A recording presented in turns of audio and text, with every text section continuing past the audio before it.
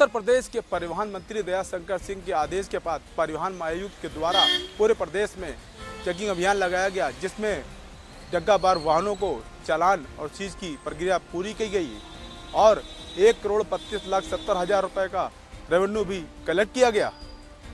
11 से 14 अगस्त तक चले विशेष अभियान में कुल 132.70 लाख रुपए प्रशमन शुल्क वसूले गए। परिवहन आयुक्त चंद्रभूषण द्वारा सूचना इंडिया को दी गई जानकारी।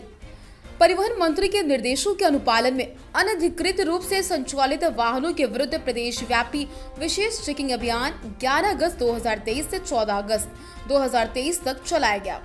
इस अभियान के अंतर्गत कुल 13,110 वाहनों की चेकिंग की गई। चेकिंग के दौरान अनधिकृत रूप से संचालित 3,425 वाहन का चालान एवं 1,149 वाहनों को बंद किया गया।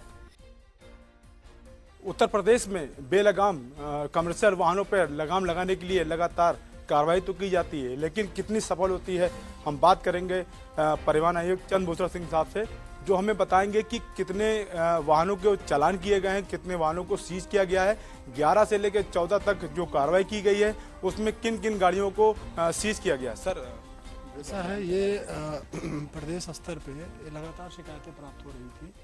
कुछ गाड़ियां जिनको परंपरागत रूप से डग्गा मार वाहन कहते हैं, यद्यपि ये सारे ऐसे वाहन हैं जो रजिस्टर्ड भी है हमारे यहाँ, जिनका परमिट भी है, लेकिन फिलहाल एक परंपरागत शब्द डग्गा मारी आता है और ये कहते हैं कि डग्गा मारी वाहन चल रहे हैं जो कि जिन्होंने रोड टैक्स नहीं जमा किया, जिनके पास परमिट नहीं है या जो अनफिट है, जिसकी वजह से रोज़ आए दिन दुर्घटनाएं हो रही हैं। इसको लेकर के माननीय मुख्यमंत्री जी के निर्देशन पर हम लोगों ने एक 4 दिन का अभियान चलाया 11 से 14 तक, और उसमें प्रदेश के सारे आरटीओज उसको उस अभियान से जुड़े हुए थे और उस अभियान की पूरी मॉनिटरिंग मैं स्वयं कर रहा था। तो इस दौरान लगभग 12,000 के आसपास पूरे प्रदेश भर में वाहन, जो कॉमर्शियल वाहन, जो बसें स्टेट कैरेज और ये जो नेशनल कैरेज की जो बसें चलती हैं, वो सब चेक हुए हैं। और चेक में करीब ये पाया गया कि विभिन्न कारणों से जो उसके पास कुछ परमिट की शर्तों के उल्लंघन में, अधिकांश मामले परमिट की शर्तों के उल्लंघन के पाए गए, जिसमें करीब 11,000, 11,500, 12,000 के आसपास मोटा मानिए 12,000 वाहनों को चालान हुआ और करीब 1149 या 1150 वाहन जो है वो सीज किए गए। और इसी दौरान जो है उसमें जो कंपाउंडिंग शुल्क है लगभग 1 करोड़ के आसपास, और बकाया जो टैक्स है वो भी 40 लाख के आसपास हम लोगों ने वसूल किया है। और इस दौरान करीब जो 1150 वाहन चेक हुए हैं, उनको विधिवत हमारे जो आरआई हैं उनका परीक्षण कर रहे हैं। वाहन स्वामियों को मौका भी दिया जा रहा है कि वो उसको ठीक कर लें और ठीक करा करके फिट हो करके नियमानुसार वाहन संचालित करें। इसी प्रकार से हम लोगों ने ओवरलोडिंग में भी पिछले महीने कार्रवाई की थी, क्योंकि ओवरलोडिंग की बार बार शिकायतें, जो परिवहन विभाग में 2 चीज़ें आती हैं, एक तो ये डग्गा मारी या परमिट की शर्तों का उल्लंघन करने वाली जो बसों का संचालन, और जो ओवरलोडिंग खास करके जो माइनर मिलन गिट्टी और मोरंग है, इसमें आती है शिकायत। उसमें भी हम लोगों ने अभियान चलाया और उसमें जिला स्तर पर जिला अधिकारियों के माध्यम से, कमिश्नर के माध्यम से, और उसमें भी बहुत अच्छे परिणाम आए। और अब इसको हम लोगों ने एट सोर्स पॉइंट पे, जहाँ से ये लोड होता है, वहीं पे इसको रोकने का प्रयास कर रहे हैं मिनरल डिपार्टमेंट के साथ मिल करके।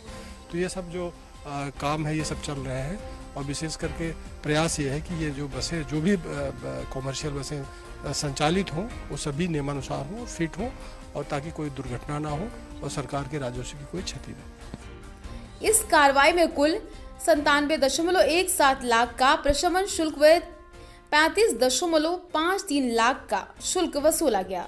ये जानकारी परिवहन आयुक्त चंद्रभूषण सिंह ने दी। उन्होंने बताया कि इस प्रकार का अभियान परिवहन विभाग द्वारा समय समय पर टाइमली चलाया जाएगा, जिससे ऐसे अनधिकृत संचालित वाहनों का संचालन पूर्ण रूप से बंद हो सके।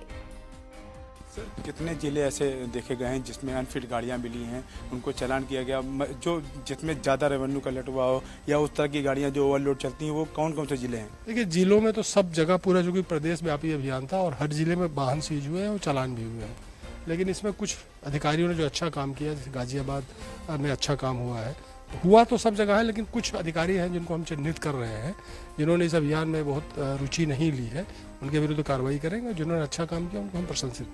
लगातार देखा जा रहा है कि ओवरलोडिंग पे लगाम भी लगाई जा रही है, पीटीओ आरटीओ आपके काम भी कर रहे हैं, मुख्यमंत्री का सख्त आदेश है कि ओवरलोड वाहन नहीं चलेंगे, भारी वाहन, उसके बाद भी आसानी से देखे जा सकते हैं। सर, नहीं, ऐसा नहीं है जैसा आप बता रहे हैं। ये एक सामान्य धारणा जो लोग बना लेते हैं, उसको तो ख़त्म करना मुश्किल बात है, लेकिन जो वास्तविकता है क्योंकि आजकल जितने भी हाईवेज और नेशनल हाईवेज और आपके एक्सप्रेसवेज बने हैं सब पर वेइंग मशीन लगी हुई है, हाई स्पीड कैमरे लगे हुए हैं और उससे हमको हर महीने जो चालान होते हैं, जो फिगर इकट्ठा होती है उसको हमारे आरटीओ चेक करके उसका चालान भी करते हैं और लगातार उसमें प्रशमन की कार्रवाई होती है।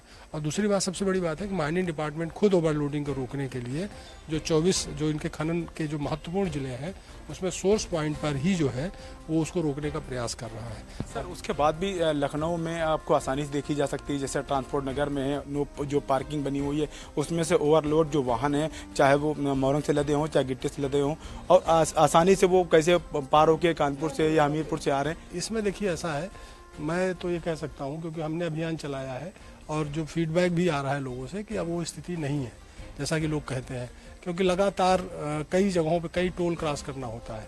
ये हर टोल पर वेइंग मशीन लगी हुई है, तो ओवरलोडिंग अगर मिलेगी तो वहाँ से उनका ऑनलाइन चालान भी हो जाता है और उनकी फिगर हमारे पास आती है, उसको हम लोग लगातार चालान करते हैं। और ऐसे वाहनों का जिनका 3 बार चालान हुआ है उनका अब हम लोग परमिट निरस्तीकरण की कार्रवाई कर रहे हैं। इस संबंध में सारे आरटीओ से हम लोगों ने रिपोर्ट मांगी है, तो जो इस तरह का काम करेंगे, चाहे ओवरलोडिंग हो चाहे जो है परमिट की शर्तों का उल्लंघन हो, दोनों में जो लोग काम करेंगे उनके विरुद्ध जो है वो कार्रवाई होगी। अनधिकृत वाहनों के संचालन से सरकार को राजस्व की हानि होती है, इसलिए समय समय पर अभियान चलाया जाता। परिवहन आयुक्त चंद्रभूषण द्वारा सूचना इंडिया को जानकारी देते हुए साफ तौर पर बताया गया, डग्गा मार वाहन परमिट के उल्लंघन वाले वाहनों का चालान बंदी की कार्रवाई की गई। ये प्रयास लगातार चलता रहेगा। हाई सिक्योरिटी नंबर प्लेट को लेकर हमारे संवाददाता मोहम्मद नसीर ने बात की तो साफ तौर से कहना था कि लगातार चालान की कार्रवाई की जा रही है। हाई सिक्योरिटी नंबर प्लेट को लेकर के भी सरकार सख्त है, उसके बाद भी आसानी से देखी जा सकती है जो वाहनों में हाई सिक्योरिटी नंबर प्लेट नहीं है, चाहे छोटे वाहन हो चाहे बड़े वाहन। देखिए 2019 के बाद के जो वाहन हैं जो आ रहे हैं उसमें तो इनबिल्ट आ रही है हाई सिक्योरिटी प्लेट। उसके पहले के वाहनों में लगाने के लिए सरकार की तरफ से निर्देश है और इसमें हम लोग लगातार इसकी मॉनिटरिंग कर रहे हैं और इसमें ट्रैफिक डिपार्टमेंट और हमारा जो इन्फोर्स डिपार्टमेंट कार्रवाई भी कर रहा है। कहीं कहीं फर्जी नंबर प्लेट की भी शिकायतें हैं, उनके विरुद्ध भी FIR हो रहा है। अभी हम लोगों ने विज्ञापन भी कराया है और अब हम सख्ती से इसमें कार्रवाई करने जा रहे हैं और हमने पुलिस को भी, जो ट्रैफिक वाले हैं उनको भी लिखा है कि वो अपने स्तर से इसमें प्रभावी कार्रवाई करें। सर अभियान के निरंतर चलता रहेगा कि कुछ समय के लिए रोकिए? नहीं, ये हमेशा चलेगा। बीच में रैंडमली हम लोग इसको फिर दोबारा करेंगे, क्योंकि हमारे तो विभाग का एक काम ही है ओवरलोडिंग पे कार्रवाई करना, सड़क दुर्घटनाओं के मामलों में कार्रवाई करना और जो भी ऐसे वाहन जो परमिट की शर्तों का उल्लंघन करें उस पर कार्रवाई करना। हमारा पूरा इन्फोर्समेंट डिपार्टमेंट पूरे प्रदेश में है जो सामान्य रूप से काम करता है और हर महीने काम करता है। इस बार हमने एक विशेष अभियान चला करके चेकिंग कराई और ये चेकिंग हमारी समय समय पर होती रही।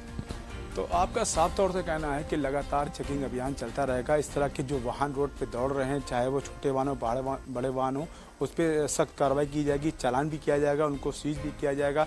उत्तर प्रदेश से ओवरलोडिंग कब तक समय खत्म हो पाएगी ये तो समय बताएगा। कैमरामैन अभिषेक के साथ मोहम्मद नसीर, सूचना इंडिया, लखनऊ।